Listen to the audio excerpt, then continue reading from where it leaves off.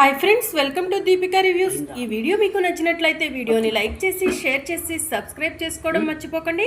Harikrishna ఎంటర్ప్రైజెస్కి amount కట్టడానికి వచ్చిన విహారిని చూసి అంబిక షాక్లో ఉంటుంది. ఇక కార్మికులంతా కూడా విహారి దగ్గరకు వెళ్ళి, విహారి గారు మీరు రావటం ఆలస్యం అయ్యేసరికి ఇక్కడ ఉన్న కొంతమంది నోటికి వచ్చినట్టు మాట్లాడారు. మీరు సమయానికి వచ్చి వాళ్ళ నోర్లు మూపించారు విహారి గారు అని చెప్పి కార్మికులు విహారికి చెప్తూ ఉంటారు. విహారి అమౌంట్ తీసుకొచ్చావా అని అంబిక అడుగుతూ ఉంటుంది. మన అకౌంటెంట్ తీసుకొస్తున్నాడత్త అని విహారి చెప్తూ ఉంటాడు. ఇక అప్పుడే విహారీ దగ్గరికి కొంతమంది ఆఫీసర్స్ వచ్చి, విహారి గారు ఫార్మాలిటీస్ అన్నీ మీకు తెలుసు కదా, వెంటనే అమౌంట్ పే చేసి డీడీ తీసుకోండి అని చెప్పి ఆఫీసర్స్ విహారికి చెప్తూ ఉంటారు. మా అకౌంటెంట్ వస్తున్నాడు, అకౌంటెంట్ రాగానే అమౌంట్ పే చేసేసి డీడీ తీసుకుంటాను అని విహారి చెప్తూ ఉంటాడు. సరే విహారి గారు, ఇంకా టైం ఉంది కాబట్టి కాసేపు వెయిట్ చేస్తాం అని ఆఫీసర్స్ లోపలికి వెళ్తారు. అంబిక, విహారి రాకుండా అడ్డుకుంటా అన్నావు, కానీ విహారి వచ్చాడు. ఇక హరికృష్ణ ఎంటర్ప్రైజెస్ విహారీ చేతుల్లోకి వెళ్ళిపోయినట్టే అని సుభాష్ అంటూ ఉంటాడు. సుభాష్, మనకి ఇంకా సమయం ఉంది, ఇప్పుడు కూడా మనకు ఆ దేవుడు మరొక అవకాశం ఇచ్చాడు అని అంబిక అంటుంది. ఇంకో అవకాశమా, ఏంటది అని చెప్పి సుభాష్ అడుగుతూ ఉంటాడు. 5% అమౌంట్ మాత్రమే ఇక్కడ ఆఫీసర్స్కి విహారీ చెల్లించాలి, ఆ తర్వాత మిగిలినంతా కూడా డీడీ తీయాలి.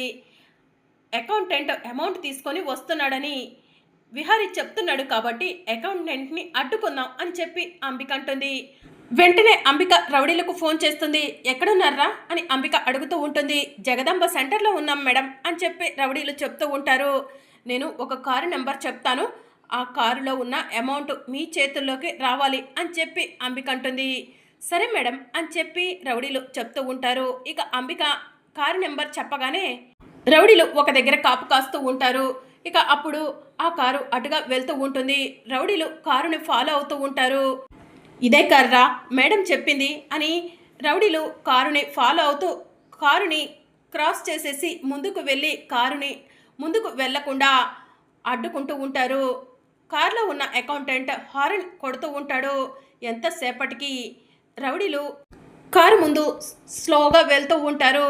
ఇక అకౌంటెంట్ ఏం చేయాలో అర్థం కాక బాగా హారన్ కొడుతూ ఉంటాడు. దాంతో రౌడీలు సడన్గా ఆగిపోతారు.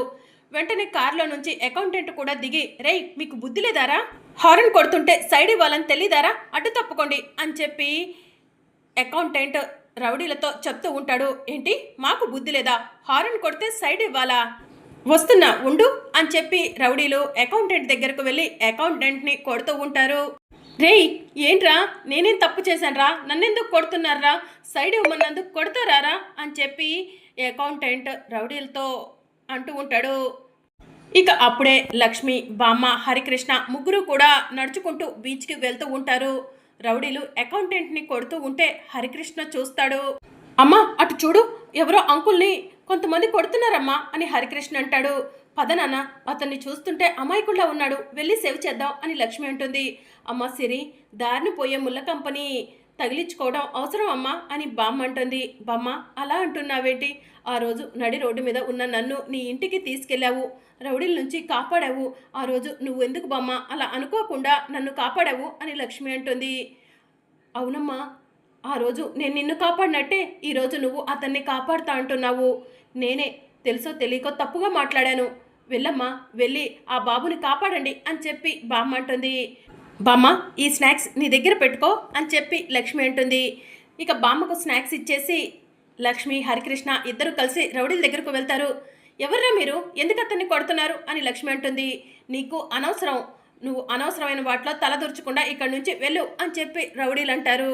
ఏంట్రా అనవసరం, మర్యాదగా అతన్ని వదిలి వెళ్ళిపోతారా లేదా అని చెప్పి లక్ష్మి అంటుంది. ముందు దీని సంగతి చూద్దాం రారా, తర్వాత వీడి ఆట కట్టిద్దాం అని చెప్పి రౌడీలు లక్ష్మిని కొట్టడానికి వస్తారు. ఇక దాంతో లక్ష్మి పెద్ద కర్ర తీసుకొని రౌడీలను కొడుతూ ఉంటుంది. నాన్న హరికృష్ణ, ఆ కర్ర తీసుకొని మిగిలిన వాళ్ళను కూడా నువ్వు కొట్టు అని చెప్పి లక్ష్మి అంటుంది. ఇక లక్ష్మి, హరికృష్ణ ఇద్దరు కలిసి అక్కడ ఉన్న రౌడీలను కొడతారు. రౌడీలను కొడుతూ ఉంటే రౌడీలు అక్కడి నుంచి తప్పించుకొని పారిపోతూ ఉంటారు. అన్నా మీకేం కాలేదు కదా అని అకౌంటెంట్ దగ్గరకు వెళ్ళి లక్ష్మి అడుగుతూ ఉంటుంది.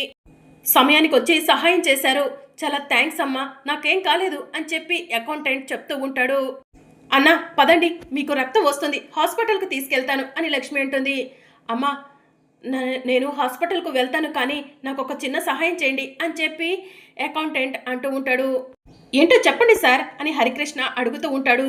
బీచ్ పక్కన హరికృష్ణ ఎంటర్ప్రైజెస్ అనే కంపెనీ ఉంది. ఆ కంపెనీలో మా బాస్ ఉంటారు. మా బాస్కి ఈ బ్రీఫ్ కేస్ ఇస్తారమ్మా అని చెప్పి అకౌంటెంట్ అడుగుతూ ఉంటాడు. బ్రీఫ్ కేసులో ఏమున్నాయి సార్ అని లక్ష్మి అంటుంది. డబ్బులున్నాయమ్మా అని చెప్పి అకౌంటెంట్ చెప్తూ ఉంటాడు. అన్నా మేమెవరో మీకు తెలీదు, మమ్మల్ని నమ్మి అంత డబ్బు ఎలా ఇస్తారన్నా అని లక్ష్మి అంటుంది. ప్లీజ్ అమ్మా, దయచేసి ఈ డబ్బు తీసుకెళ్ళి మా బాస్కి ఇవ్వండి, నాకు గాయాలయ్యాయి కదా, నేను అంత దూరం రాలేవను అని చెప్పి అకౌంటెంట్ చెప్తూ ఉంటాడు.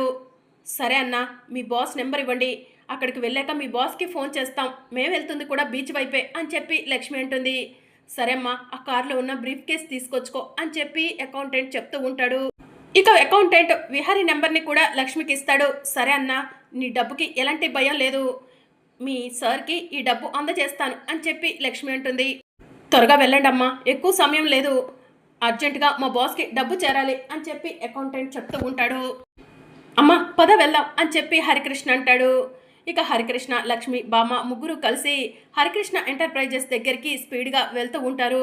ఇక విహారీ కంగారు పడుతూ అటు ఇటు తిరుగుతూ ఉంటాడు. విహారీ, నువ్వు ఎంతసేపు కంగారు పడ్డా నీ అకౌంటెంట్ నీ దగ్గరికి రాడు, నీకు డబ్బులు అందవు, మీ నాన్న కంపెనీ నీ చేతికి రాదు, ఇది నా ప్లాన్ అని చెప్పి అంబిక మనసులో అనుకుంటూ ఉంటుంది. ఇక విహారీ కంగారు పడుతూ అకౌంటెంట్కి ఫోన్ చేస్తాడు. అకౌంటెంట్ ఫోన్ లిఫ్ట్ చేసి సార్ సార్ అని అంటూ ఉంటాడు. ఏమైంది రమేష్ అని విహారీ అడుగుతూ ఉంటాడు. సార్ నాకు ఒక యాక్సిడెంట్ జరిగింది సార్ అని రమేష్ చెప్తూ ఉంటాడు. ఇప్పుడు ఎలా ఉంది, నువ్వెక్కడున్నావు అని విహారీ అడుగుతూ ఉంటాడు. సార్ నేను సేఫ్గానే ఉన్నాను అని చెప్పి అకౌంటెంట్ చెప్తూ ఉంటాడు. ఇప్పుడే నేను వస్తున్నాను అని విహారీ అంటాడు. సార్ సార్ మీరు రావద్దు సార్, మీ దగ్గరికి అమౌంట్ నాకు తెలిసిన వాళ్ళ ద్వారా పంపిస్తున్నాను, అక్కడికి రాగానే వాళ్ళు మీకు ఫోన్ చేస్తారు, మీరు ఫోన్ లిఫ్ట్ చేసి ఆ అమౌంట్ తీసుకోండి సార్ అని అకౌంటెంట్ చెప్తూ ఉంటాడు. సరే రమేష్, నేను ఇక్కడ పని పూర్తి చేసుకొని అక్కడికి త్వరగా వచ్చేస్తాను, నువ్వు ముందు హాస్పిటల్లో అడ్మిట్ అవ్వు అని విహారీ చెప్తూ ఉంటాడు. సరే సార్ అని చెప్పి అకౌంటెంట్ అంటాడు. ఇక విహారీ కంగారు పడుతూ రోడ్డు వైపు చూస్తూ ఉంటాడు.